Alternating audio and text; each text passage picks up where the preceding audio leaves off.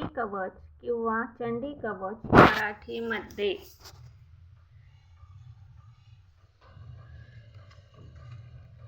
अथ चंडी कवच. चंडी कवच. ओम या चंडी कवचाचा ब्रह्मदेव हा ऋषी आहे, अनुष्टुप हा छंद आहे, चामुंडा ही देवता आहे, अगन्यासात सांगितलेल्या मातृदेवता हे बीज आहे. श्री जगदंबेची कृपा व्हावी म्हणून तिच्या प्रीत्यर्थ सप्तशतीचा पाठ करताना पाठाचाच एक भाग, एक अंग म्हणून जपामध्ये याचा विनियोग करावा. ओम नमः चंडिकाये. मार्कंडेय उवाच.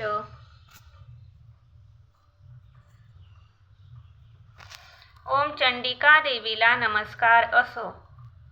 मार्कंडेय ऋषी म्हणाले, ओम हे पितामह, जे या जगात अत्यंत गोपनीय आहे, मानवाच्या सर्व प्रकारे रक्षण करणारे आहे आणि जे आपण आजपर्यंत अन्य कोणालाही सांगितले नाही, असे काही साधन मला सांगावे, अशी प्रार्थना आहे. ब्रह्मवाच.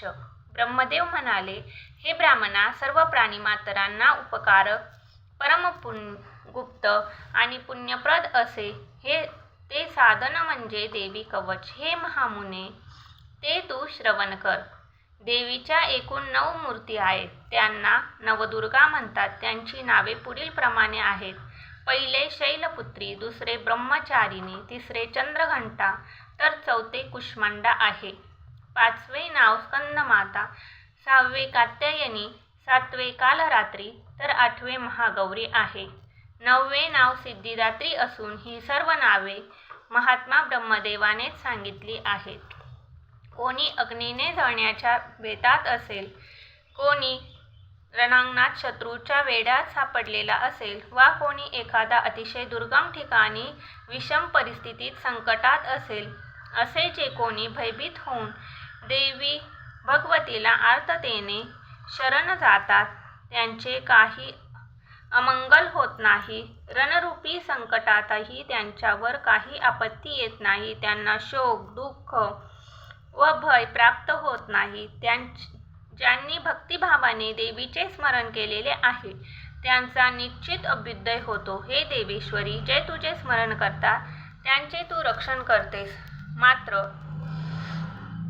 यात शंका नाही. चामुंडा देवी प्रेतावर आरूढ होते, वाराही देवी रेड्यावर आरूढ होते, ऐंद्री इंद्राची शक्ती हत्तीवर आरूढ होते व वैष्णवी देवी गरुडावर आसनस्थ होते. माहेश्वरी वृषभावर आरूढ होते, कौमारी मयुरावर आरूढ होते. भगवान विष्णूंना प्रिय असलेली व हातात कमळ धारण करणारी लक्ष्मी कमलासनावर बसते. श्वेतरूप धारण केलेली ईश्वरी देवी वृषभावर आरूढ होते व सर्व प्रकारच्या आभूषणांनी विभूषित अशी ब्राह्मी देवी हंसावर आरूढ होते. अशा प्रकारे या सर्व माता सर्व प्रकारच्या योगशक्तींनी संपन्न असून त्यांच्याशिवाय इतरही अनेक देवता नाना प्रकारच्या वस्त्रालंकारांनी व रत्नजडित आभूषणांनी अत्यंत शोभिवंत अशा आहेत. या सर्व शक्तिरूप देवता स्थावर रथावर आरूढ झालेल्या व क्रोध आवेशाने युक्त अशा दिसतात.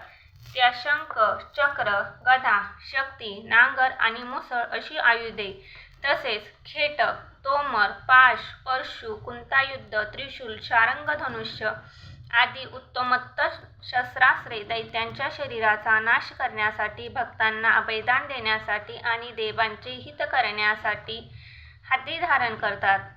प्रार्थना. हे देवी, तू महारुद्ररूपिणी आहेस. तू महाघोर पराक्रम करणारी, महाबलवान असून महान उत्साह असलेली आणि मोठे भय लीलया नष्ट करणारी आहेस. तुला नमस्कार असो. हे पाहण्यासाठी कठीण अशा देवी, हे शत्रूंना अधिक भयभीत करणाऱ्या जगदंबिके, तू विविध रूपांनी विविध प्रकारे माझे रक्षण कर. पूर्व दिशेस ऐंद्री माझे रक्षण करो, आग्नेय दिशेस अग्निदेवता रक्षण करो, दक्षिणेस वाराही रक्षण करो, नैऋत्येस खड्गधारिणी रक्षण करो, पश्चिमेस वारुणी, तर वायव्येस मृगावर आरूढ असणारी देवी माझे रक्षण करो, उत्तरेस कौमारी रक्षण करो, ईशान्येस शूलधारिणी रक्षण करो, ऊर्ध्व दिशेस ब्रह्माणी, तर अधर दिशेस देवी वैष्णवी माझे रक्षण करो. प्रेतावर आरूढ असणारी चामुंडा दाही दिशांनी माझे रक्षण करो. जया देवी समोरून रक्षण करो आणि विजया देवी मागून रक्षण करो. डाव्या बाजूने अजिता रक्षण करो, उजव्या बाजूने अपराजिता रक्षण करो. उद्योतिनी माझ्या शिकेचे तर व्यवस्थिता अशी उमादेवी माझ्या मस्तकाचे रक्षण करो.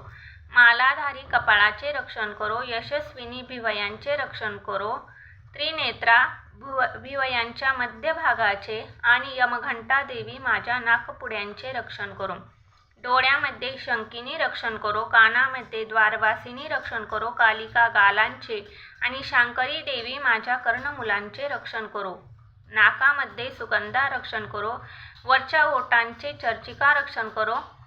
अधरोष्टाचे अमृतकला आणि जिभेचे सरस्वती देवी रक्षण करो. कौमारी दातांचे रक्षण करो. चंडिका कंठ प्रदेशाचे रक्षण करो. चित्रघंटा स्वरयंत्रांचे आणि महामाया देवी माझ्या टाळूचे रक्षण करो. कामाक्षी हनुवटीचे रक्षण करो. सर्वमंगला वाणीचे रक्षण करो. भद्रकाली मानेचे आणि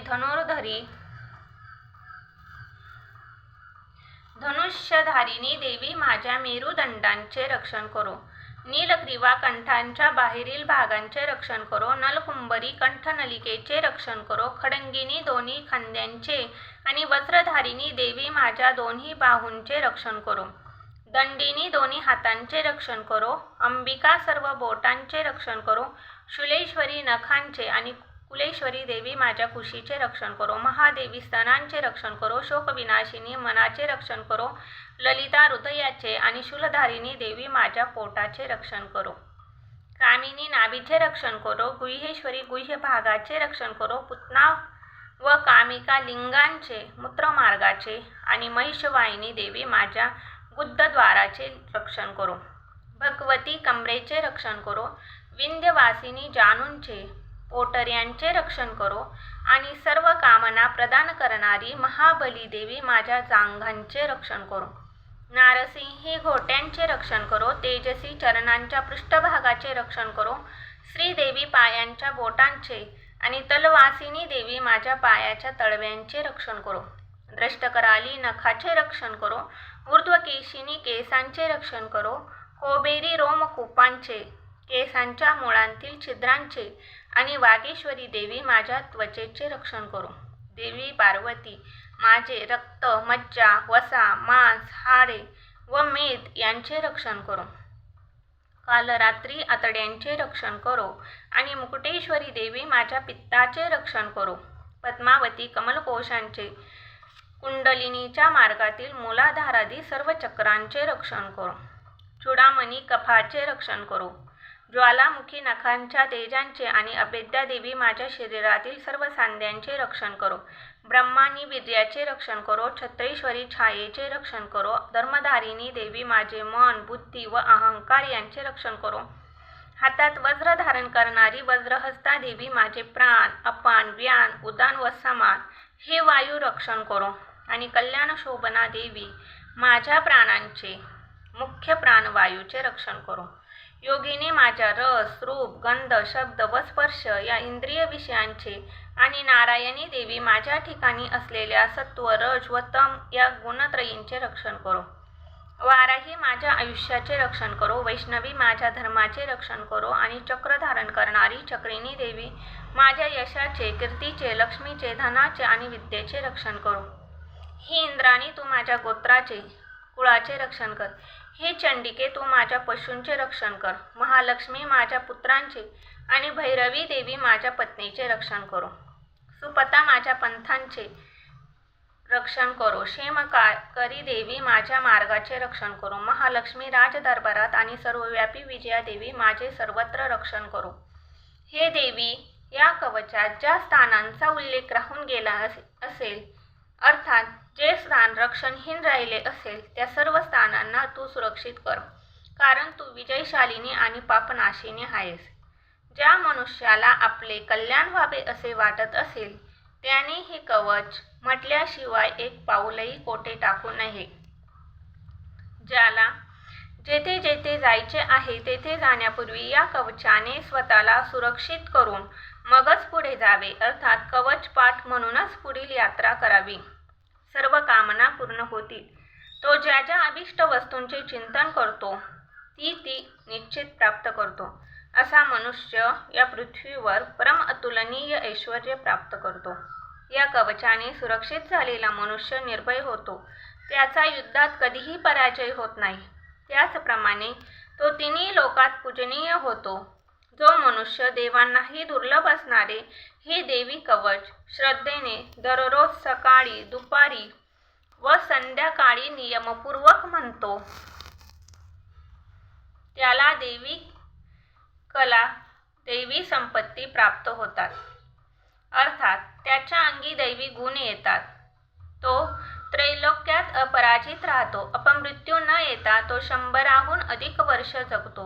त्याला फोड, कोड अशा स्वरूपाचे त्वचारोग असले तरी या कवच पाठाने त्याच्या सर्व व्याधींचे समूळ निर्मूलन होऊन त्याला आरोग्य प्राप्त होते. त्याला स्थावर, अफू, भांग, धोत्रा, जंगम, सर्प, विंचू आणि कोणत्याही प्रकारचे कृत्रिम विष सुद्धा बाधत नाही.